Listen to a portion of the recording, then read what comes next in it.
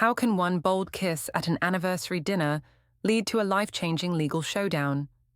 What happens when a husband, publicly humiliated and seemingly powerless, calmly collects evidence and serves divorce papers in front of the world? This is the true story of how my harmless test ended with me clutching court documents on the courthouse steps. The candlelight flickered across Felix's face as he leaned closer, his cologne mixing with the scent of my anniversary dinner. 7 years of marriage to Jonah, and here I was, testing boundaries with my coworker at the very restaurant where my husband sat across from me, methodically cutting his steak.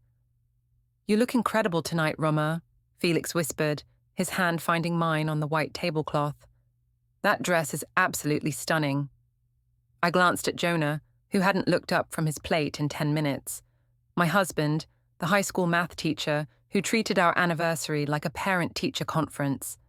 No passion, no fire, just polite conversation about Maya's grades and his lesson plans. "Thank you, Felix," I said, loud enough for Jonah to hear.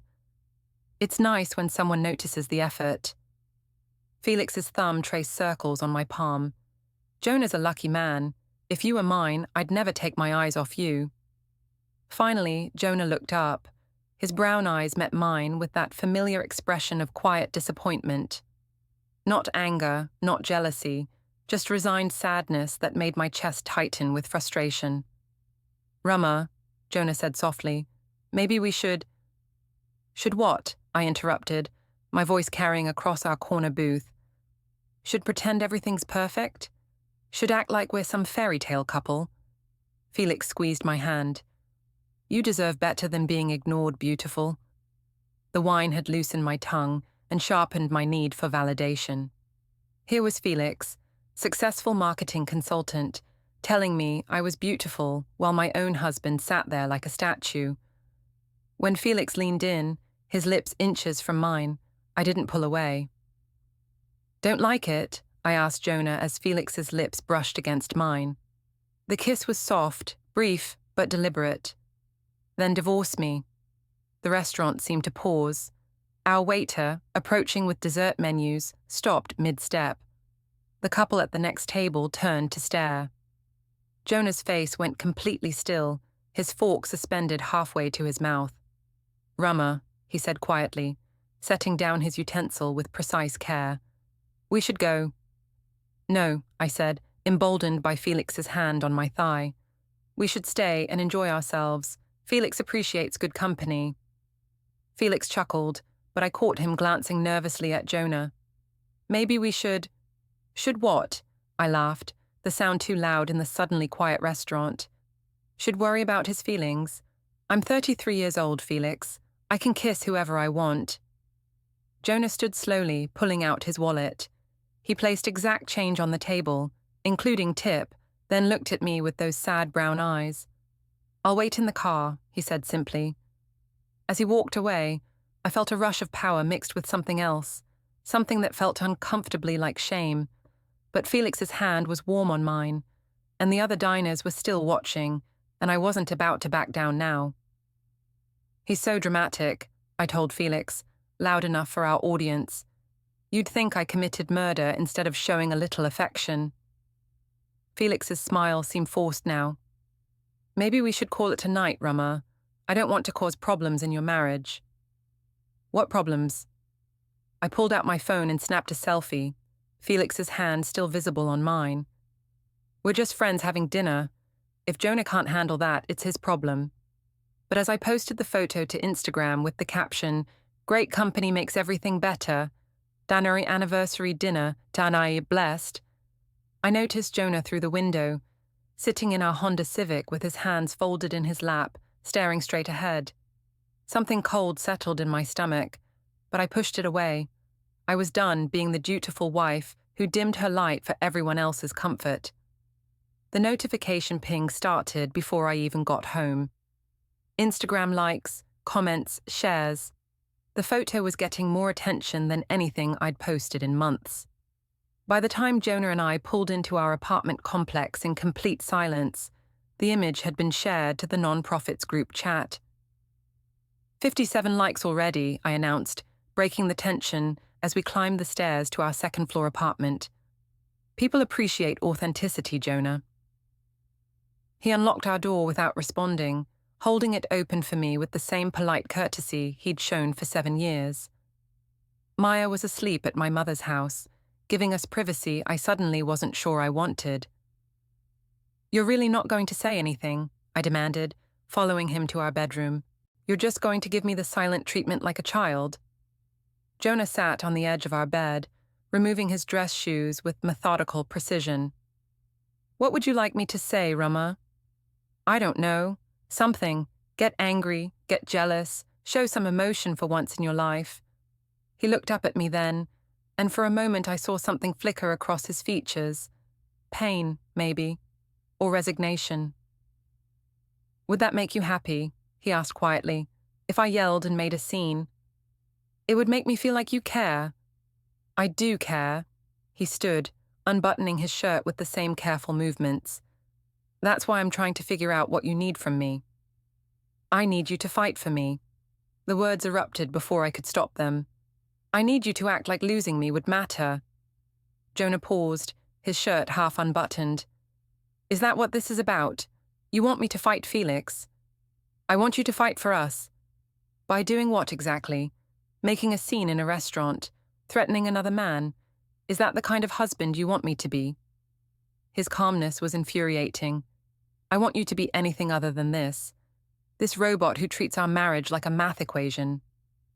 "Our marriage isn't a math equation, Rumma, but it is a partnership, and partners don't humiliate each other in public." I felt heat rise in my cheeks. I didn't humiliate anyone. I showed affection to a friend. "You kissed another man at our anniversary dinner." "A friendly kiss. God, Jonah, you make it sound like I had sex with him on the table." He was quiet for so long I thought he wouldn't respond. When he did, his voice was barely above a whisper. "I'm going to sleep in the study tonight. I need some space to think." "Fine," I snapped, but as he gathered his pillow and left our bedroom, that cold feeling in my stomach grew stronger. I spent the next hour responding to comments on my Instagram post, defending the photo to concerned friends and family. My mother had texted 3 times, asking if everything was okay. Marina, my best friend, had called it iconic and said I looked absolutely radiant. The responses were split down the middle, half supporting my confidence, half questioning my judgment. But it was the video that changed everything. I discovered it the next morning at work, forwarded to me by Nate Fisher, my coworker who thrived on office drama. "Girl, you're famous," he said, sliding into the chair next to my desk. "This has been shared like crazy." The video was grainy, clearly shot on someone's phone from across the restaurant, but the audio was crystal clear. My voice, loud and defiant, "Don't like it, then divorce me." The kiss. Jonah's face frozen in what looked like devastation. The awkward silence that followed. "Who recorded this?" I whispered, watching myself on repeat. "Does it matter? It's everywhere now." The nonprofit's group chat, Facebook, Twitter, someone even made it into a TikTok about toxic relationships. My hands shook as I scrolled through the comments. Hundreds of strangers weighing in on my marriage, my character, my choices. Most weren't kind. Rumma, my supervisor, Janet, appeared at my cubicle. "Could I see you in my office, please?" The next hour was a blur of uncomfortable questions about professional conduct and representing the organization's values. Janet was diplomatic but firm. The video was reflecting poorly on the nonprofit, and several major donors had expressed concern. "I'm not firing you," she said carefully, "but I need you to understand that your personal choices have professional consequences. We work with families, Rumma. Family values matter to our supporters." When I got home that evening, Jonah was in the kitchen making dinner. Maya was at the table, coloring in a workbook, her dark hair falling across her face, in the same way Jonah's did when he concentrated. "Daddy, why didn't you come to Grandma's last night?" she asked without looking up from her drawing. I saw Jonah's shoulders tense. "I had some work to catch up on, sweetheart." Mummy, why are people saying mean things about you on the computer? My blood went cold. What do you mean, baby? Grandma was reading something and she got upset. She said people were being mean to you. I glared at Jonah, who was stirring pasta with mechanical precision. Did you tell my mother about last night? I didn't need to, he said without turning around. She saw the video. Everyone saw the video, Rumma. That night, after Maya was in bed, I found Jonah in his study with stacks of papers spread across his desk. Bank statements, insurance documents, Maya's school records, everything organized in neat piles. What's all this? I asked. He looked up from a yellow legal pad covered in his precise handwriting. Just getting our affairs in order, making sure everything's documented properly. Documented for what? In case we need it. The way he said it made my skin crawl. Need it for what, Jonah? You told me to divorce you, Rumma. I'm just making sure I understand our situation completely. I stared at him, this man I'd been married to for 7 years, and realized I had no idea what he was thinking. The morning brought new humiliations. The video had been picked up by a local blogger who wrote about relationship red flags, and suddenly my face was attached to an article titled "When Marriage Becomes Performance Art." Felix texted me early, suggesting we lay low for a while until things cooled down. I was furious. This was exactly the kind of cowardice I'd expected from him, but it still stung. Having second thoughts about your new friend? Jonah asked, appearing in the kitchen doorway with a cup of coffee and a manila folder tucked under his arm. He's being smart, I said defensively. Unlike some people, he understands that this will blow over. Will it? I looked at him sharply. He was different somehow, more focused, more present than he'd been in months, but not in a good way. There was something calculating in his attention that made me uncomfortable. Of course it will. People have short memories. Some things are harder to forget than others. He sat across from me at our small dining table, opening the folder. Inside were printouts, screenshots of social media posts, comments, shares, my Instagram photo, the video, articles that had picked up the story. What is this? Documentation. He pulled out a yellow highlighter and began marking specific comments. Nate Fisher shared the video to 3 different Facebook groups. Your friend Marina called it relationship goals on Twitter. Felix Wren liked 17 comments defending your behavior. You're keeping track of social media activity. That's insane, Jonah. Is it? He looked up at me with those calm brown eyes. You made our private business public, Rumma. I'm just keeping a record of how public it became.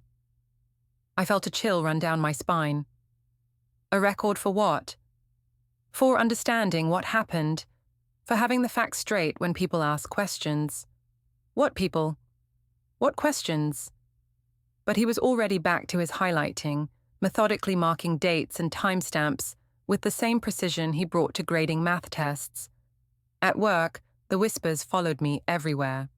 The break room went quiet when I entered. Conversation stopped when I approached. Even Nate, who usually thrived on drama, seemed uncomfortable around me. Maybe you should take a few days off, Janet suggested during our second meeting that week. Let things settle down. I'm not going to hide because people can't mind their own business. It's not about hiding, Rumma. It's about protecting the organization's reputation. And honestly, it might be good for you to focus on your family right now. The suggestion felt like a slap. My family is fine. Janet's expression was skeptical, but she didn't push. Think about it, okay? A little time away might help everyone gain some perspective. When I got home, I found Jonah in the study again, but this time he was on the phone. I caught fragments through the door, something about consultation and documentation and protecting interests. Who are you talking to? I asked when he emerged. My Aunt Lydia. She had some questions about the situation. Lydia, Jonah's aunt who'd never liked me, who thought I was too impulsive, too dramatic for her methodical nephew.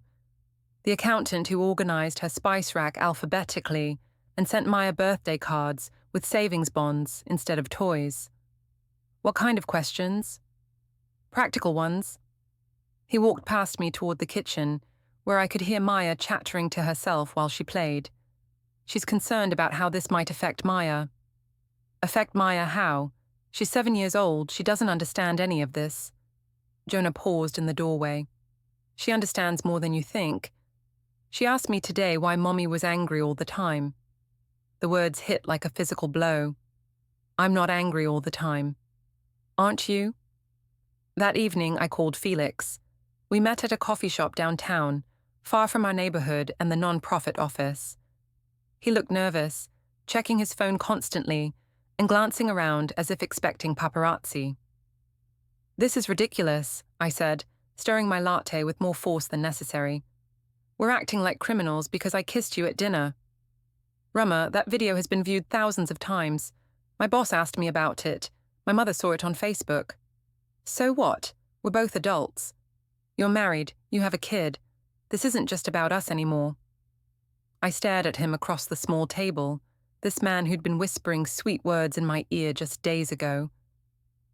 Are you backing out on me, Felix? I'm not backing out on anything. I'm being realistic about the situation. The situation is that I'm finally standing up for myself instead of being the perfect little wife who never rocks the boat.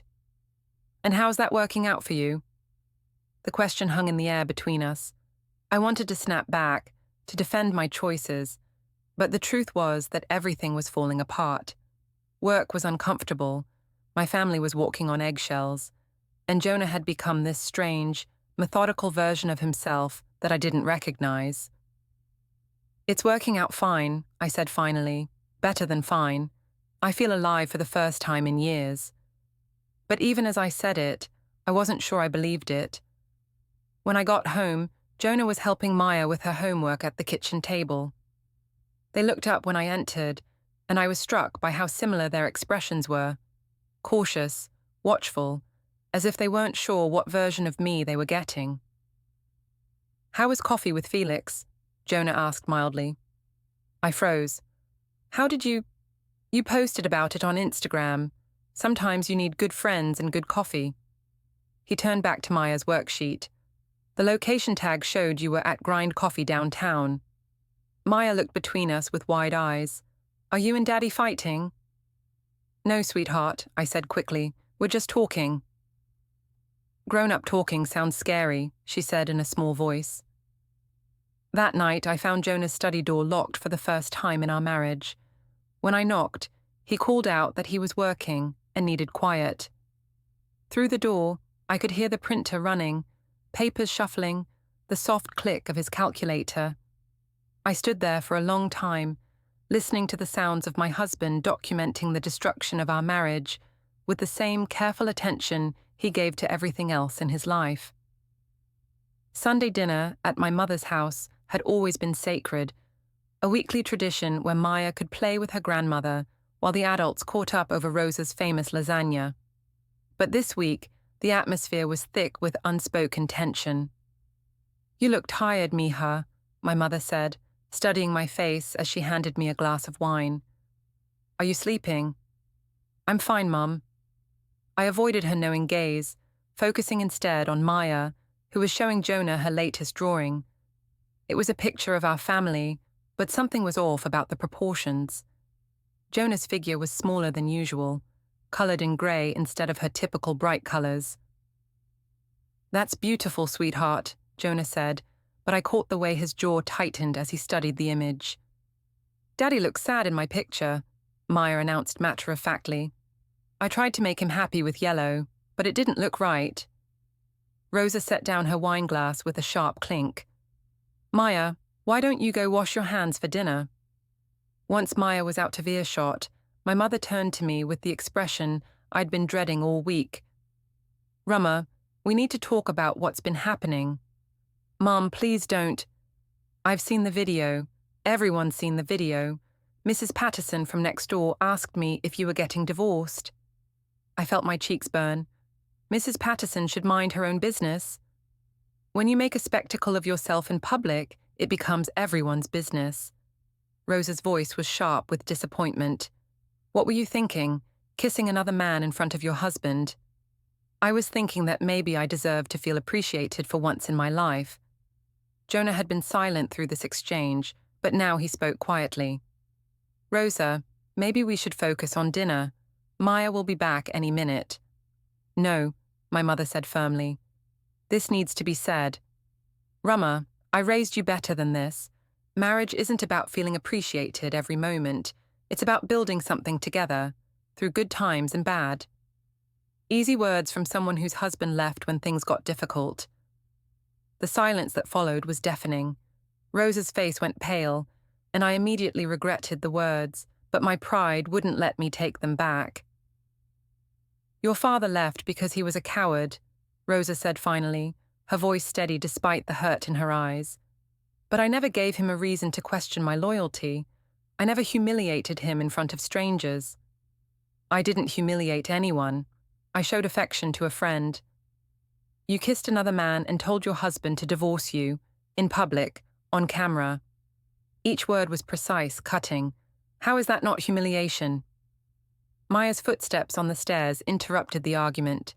We all forced smiles as she returned, but the damage was done.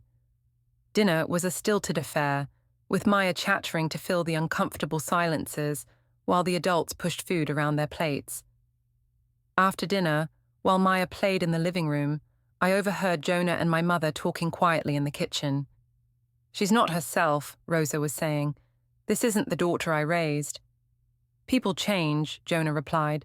Sometimes they show you who they really are. Don't give up on her yet. She's confused, angry about something deeper than your marriage. But she's still the woman you fell in love with. Is she? The pain in Jonah's voice was unmistakable. Because the woman I married wouldn't have done this. She wouldn't have hurt Maya like this. Maya's being hurt? She draws pictures of our family where I'm grey and small. She asks why Mommy's angry all the time. She's 7 years old, Rosa. She shouldn't have to worry about whether her parents love each other.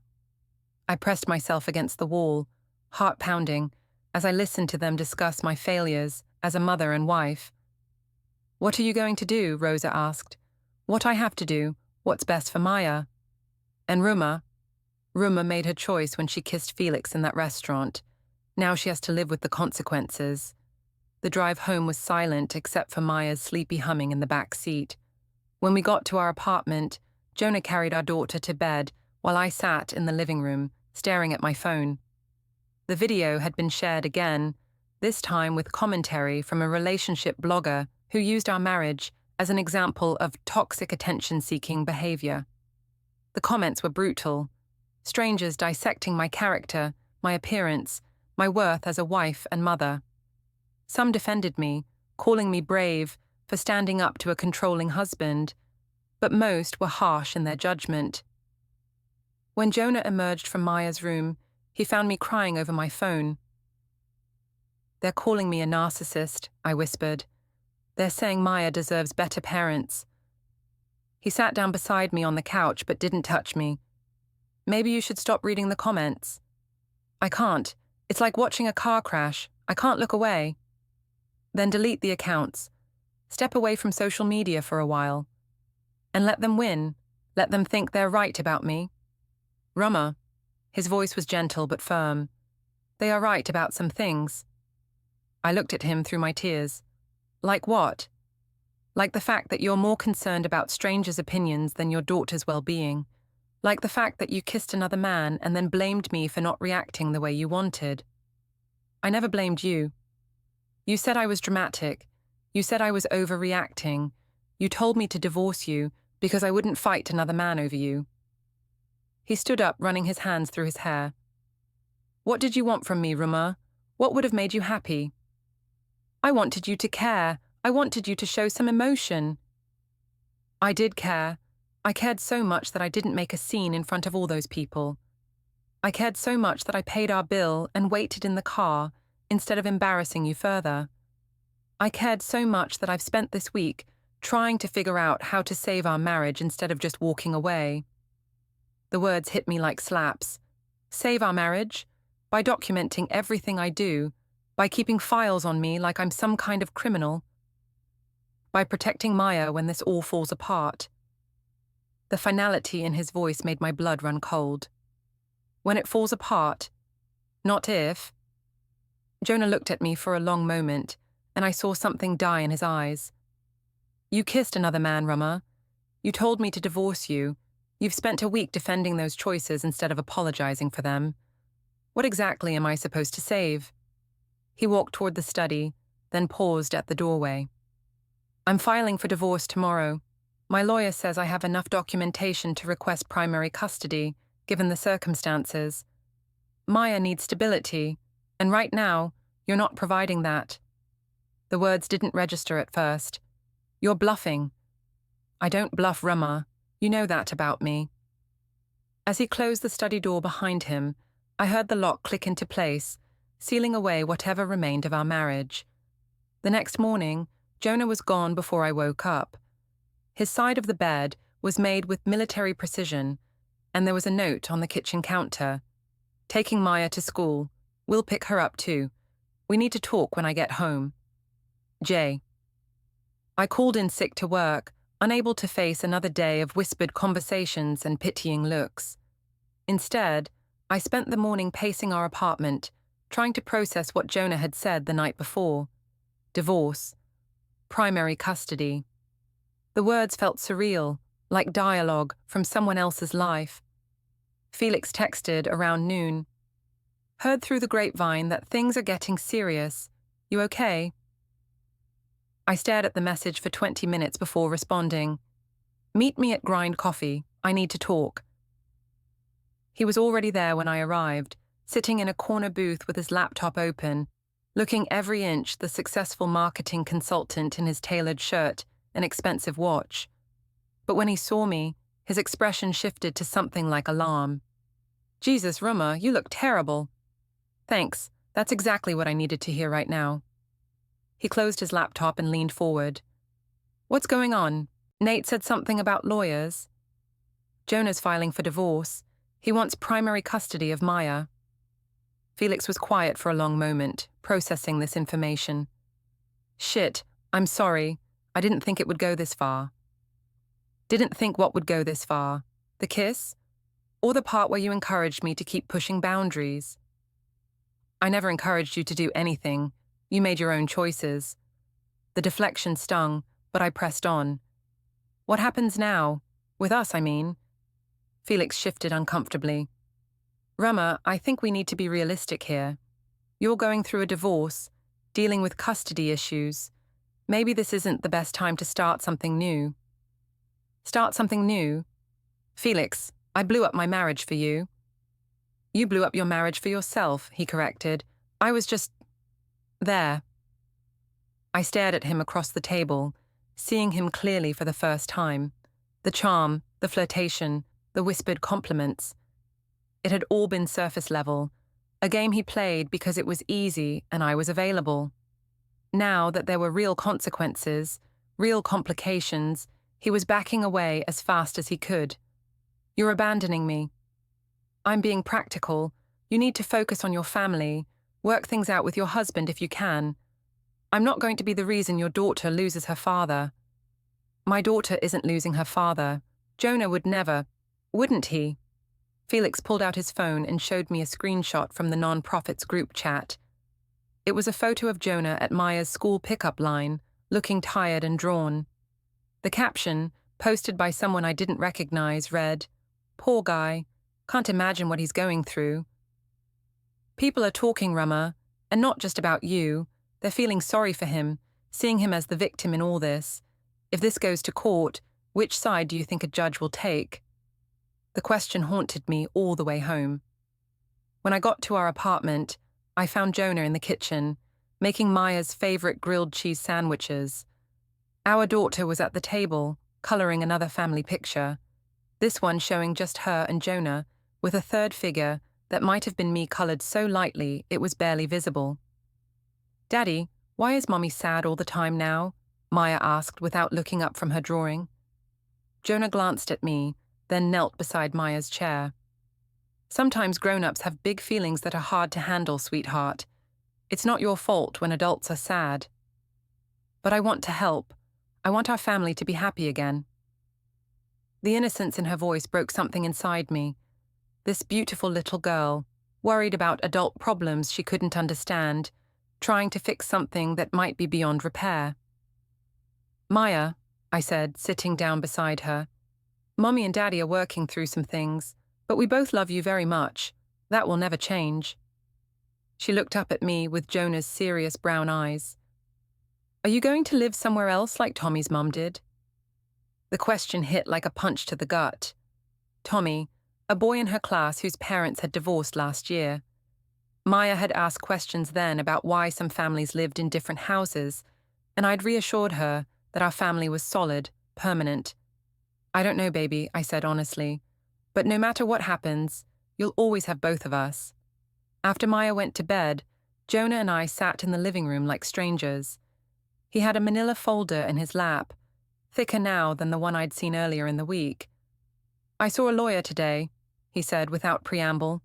"Filed the initial paperwork." "Jonah, please, we can work this out. We can go to counseling, figure out what went wrong."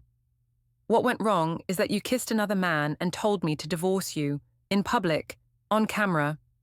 What went wrong is that you've spent the last week defending that choice instead of trying to make amends." I was hurt. I felt ignored, unappreciated. "So you decided to hurt me back, and Maya got caught in the crossfire."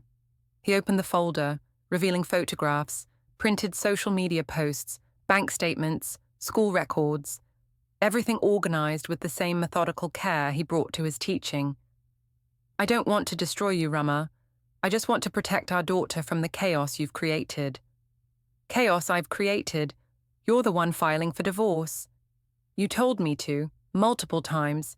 I'm just following through on your request." The calm logic of his response was infuriating. "That's not what I meant, and you know it." "Then what did you mean? When you kissed Felix and told me to divorce you, what exactly were you trying to communicate?" I opened my mouth to respond, then closed it. What had I been trying to communicate? That I was unhappy, that I needed attention, that I wanted him to fight for me. "I wanted you to care enough to fight for us," I said finally. "I did fight for us. For 7 years, I fought for us. I worked extra hours to pay for Maya's dance classes. I took on summer school teaching to afford our anniversary dinners. I bit my tongue when you criticized my clothes, my job, my family. I fought for us every single day, Rumma. You just didn't recognize it because it wasn't dramatic enough for you." The words were like ice water, shocking in their honesty. I saw our marriage through his eyes, his quiet sacrifices, his steady presence, his endless patience with my dissatisfaction. "I didn't know," I whispered. "You didn't want to know. You wanted grand gestures and public displays. You wanted me to be someone I'm not." He stood up, tucking the folder under his arm. "The papers will be served officially tomorrow. I'm requesting primary custody with supervised visitation for you until you can demonstrate stability." "Supervised visitation? Jonah, she's my daughter too." "She's a little girl who's been traumatized by watching her parents' marriage fall apart on social media. She needs consistency, routine, safety. Right now, I'm the only one who can provide that." As he walked toward the study, I felt everything I'd built, my marriage, my family, my sense of self, crumbling around me. "This isn't over," I called after him. He paused at the study door. "Yes, it is. You ended it when you kissed Felix. I'm just making it official." The lock clicked behind him with a sound like finality. I woke alone, sunlight cutting through curtains Jonah had opened before leaving. The apartment was silent. No Maya's school preparations, no coffee brewing, no morning rhythm. On the nightstand, his note. "Took Maya to Aunt Lydia's for the weekend. Thought you might need space. J." Space to process, as if the end of our marriage were a puzzle he could neatly solve. Rage and despair alternated all morning. Felix had ghosted my texts. My mother's calls went unanswered. I couldn't face her disappointment. Even Marina had pulled back since the video went viral. By noon, I escaped the suffocating apartment and drove downtown, parking near the courthouse on impulse. I sat on the steps, scrolling, ignoring stares from strangers who might recognize me from the clip. Beautiful day for a photo shoot. Felix appeared, flanked by a professional photographer. Damage control, he explained smoothly. The story's hurting my business. A few platonic shots, a statement about twisted media, helps us both move on. He wanted me as a prop in his reputation repair. The realization hit cold and clear. I'd destroyed my family for someone who saw me as a marketing opportunity. No, I said, standing. I'm done being convenient. His charm cracked into irritation. You threw away your marriage because you were unhappy. I was just there. He was right, and the honesty stripped me bare. Rumma. Jonah approached from the courthouse entrance, suit impeccable, lawyer at his side, manila envelope in hand. Finalizing paperwork, he said evenly, eyes flicking to Felix and the camera. Photo opportunity. I clutched the divorce papers he handed me. Custody, finances, all filed. Jonah, please, I made a mistake. You made choices, repeatedly. His voice stayed calm. Maya's happy at Lydia's. She's drawing bright colors again. Asked if the sad time was over. His lawyer urged them inside. Jonah paused. I fought for us quietly, the way I always do. I'm sorry it wasn't enough. As he disappeared into the building, Felix tried again. So, the photos. I looked at him, this shallow man I'd chosen over steady love, and felt only exhaustion. No, find someone else. I sat in my car, staring at Jonah's precise signature beside blank spaces for mine. My phone buzzed. My mother. Maya wants to know if you're coming to Sunday dinner. What should I tell her? I replied, tell her I'll be there, and tell her I'm sorry for the sad time. It's going to get better. Driving home to the empty apartment, I understood. When sad times end, families change shape. My marriage was over. But if I worked to become the mother Maya deserved, reliable, present, honest, different might not mean broken. For the first time in weeks, amid the wreckage, I glimpsed something like hope. The possibility of bright colors returning, even if the picture looked different now.